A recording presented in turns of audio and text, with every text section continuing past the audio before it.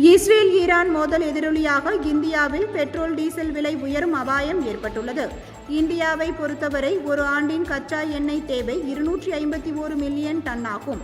அதில் 12% உள்நாட்டில் உற்பத்தி செய்யப்பட்டு வருவது போக மீதமுள்ள 88% 221 டன் வெளிநாட்டிலிருந்து இறக்குமதி செய்யப்படுகிறது. அதிகபட்சமாக 38% ரஷ்யாவிடம், 2% அமெரிக்காவிடம் இருந்து வாங்குகிறது.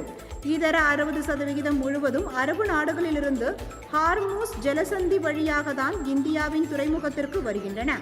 இதனிடையே இஸ்ரேல் ஈரான் போர் முழு அளவில் தொடங்கிவிட்டால் இந்தியாவிற்கு ஈரான் மட்டுமின்றி மற்ற அரபு நாடுகளிலிருந்து கச்சா எண்ணெய் பெறுவதில் சிக்கல் ஏற்பட்டு தற்பொழுது ஒரு பேரலுக்கு $77 இருக்கும் கச்சா எண்ணெய் விலை $130 வரை உயரும் வாய்ப்புள்ளது என கருதப்படுகிறது. அதனால் இந்தியாவில் பெட்ரோல், டீசல் மற்றும் கேஸ் விலை கடுமையாக அதிகரிக்கும் வாய்ப்பு உள்ளது என கூறப்படுகிறது. இருப்பினும் அரபு நாடுகளிலிருந்து சிக்கல் ஏற்பட்டால் ரஷ்யாவிடமிருந்து கூடுதல் கச்சா எண்ணெய் இறக்குமதி செய்யும் மத்திய அரசு முடிவு செய்து பேச்சுவார்த்தை நடத்தப்பட்டு வருவதாக அதிகாரிகள் தெரிவித்துள்ளனர்.